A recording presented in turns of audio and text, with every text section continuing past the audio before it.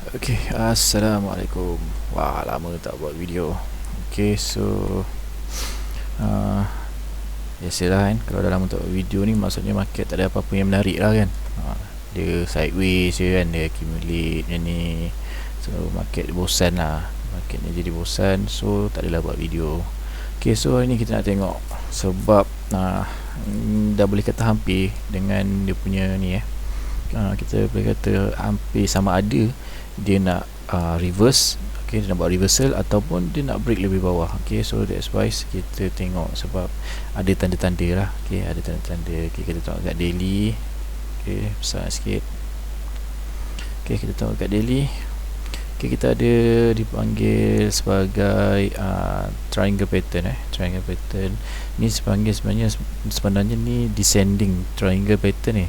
Okay, dia menunjukkan market nak jatuh lebih rendah sebenarnya. Okay, dekat daily kita tak nampak sangat. Dekat daily kita nampak seperti ini. Okay, dekat daily kita akan nampak seperti descending channel. Okay, dia bukan triangle, tapi dekat 4 hours kita boleh nampak benda tu.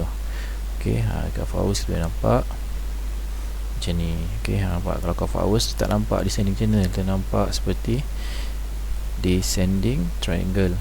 See, kita dapat sebagai descending triangle. Okay, so untuk short term lah. Okay, kalau kita tengok daripada historical price, historical price, ada kemungkinan dia nak buat naik ke atas. Okay, dia nak break ke atas. Sekiranya dia berjaya break ke atas di sini, dia berjaya break ke atas, kita kemungkinan besar akan lihat kenaikan yang lebih tinggi. Sebab apa? Sebab dia dah break pattern ni, dan pattern ni selalunya dia akan diuji sebanyak 3 kali. Okay, 3 kali. Sekiranya kali ketiga diuji dia tak lepas, selalunya dia akan break ke bawah. Okay, dia akan break lebih bawah. Okay, selalunya, tak setiap masa lah. So okay, kita tengok pada sebelum ni, historical punya price. Kita boleh nampak dekat sini ada. Okay, see dia try untuk dia retest. Okay, dia buat high and then dia try retest. Okay, 1, 2 and 3 dia fail, dia jatuh.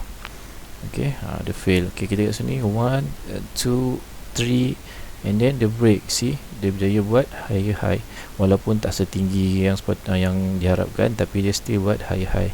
Okay, so 1, 2, 3, always in 3 kan. See, kat sini pun kita boleh tengok. Okay, 1, 2 and 3 dia break, dia terus naik atas. Okay, so kebanyakan masanya sini pun kita tengok kecil ni kan, 1, 2 and then yang ketiga dia break. Okay, so kita boleh nampak lah benda ni. Okay, walaupun tak berapa jelas tapi ada.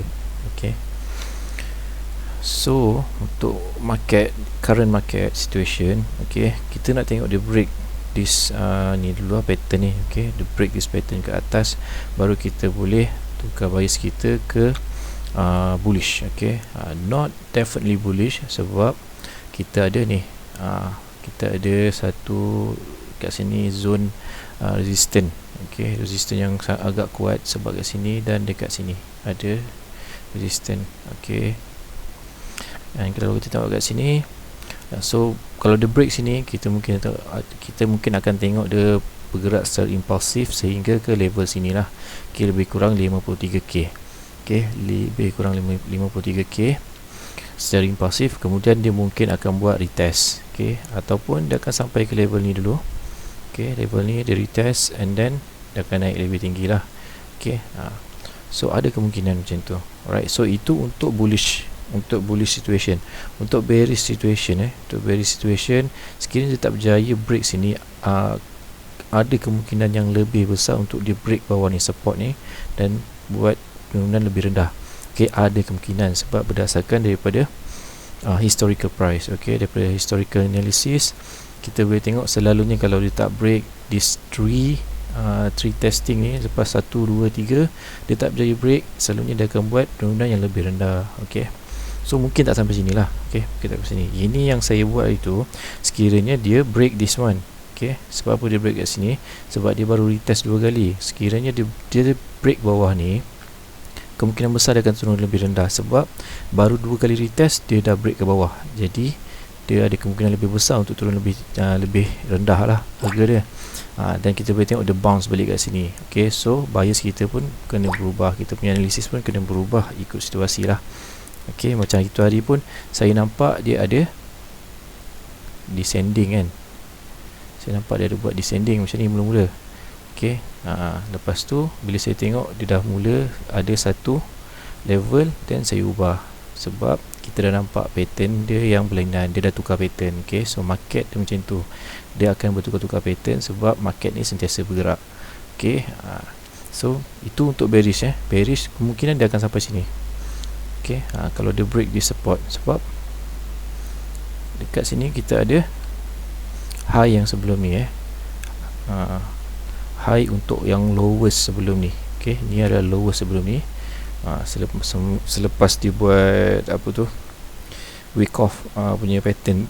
Okay, sebab dia buat week off punya pattern, ni adalah lowest dia, dan ni dia punya high sebelum ni. So ini adalah dia punya, orang kata level yang agak baik lah, support yang agak baik. Okay, so ada kemungkinan dia akan ke sini. Okay, and then dia akan shoot naik atas. Okay, ada kemungkinan macam tu. So itu untuk Bitcoin lah. Okay, sedikit lah untuk Bitcoin. Bersepah cat saya je. Okay, harap-harap nampak lah ya. Okay, macam saya cakap sebelum ni, saya sebenarnya masih mengharapkan dia untuk terus untuk turun lebih rendah lah.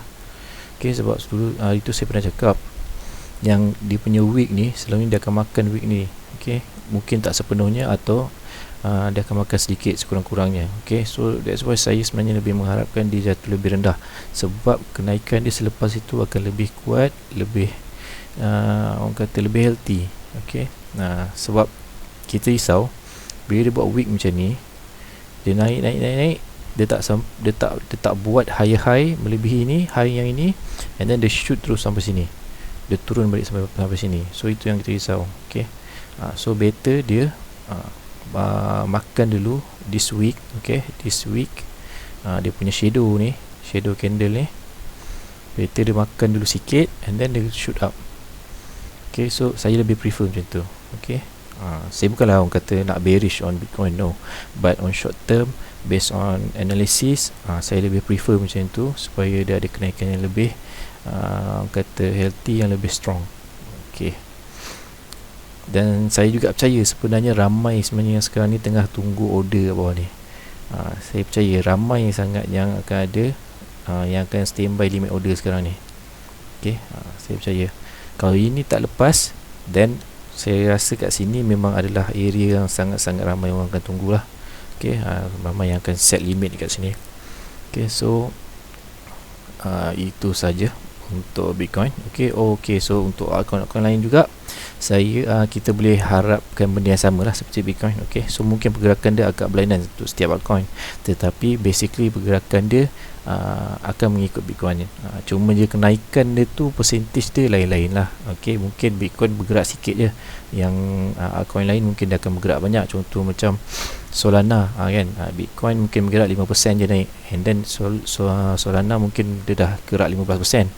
So pergerakan arah market tu still mengikut Bitcoin, tetapi percentage kenaikan dan penurunan tu bergantung kepada altcoin tersebut lah. Okay, so boleh refer lah untuk altcoin yang lain, boleh refer Bitcoin.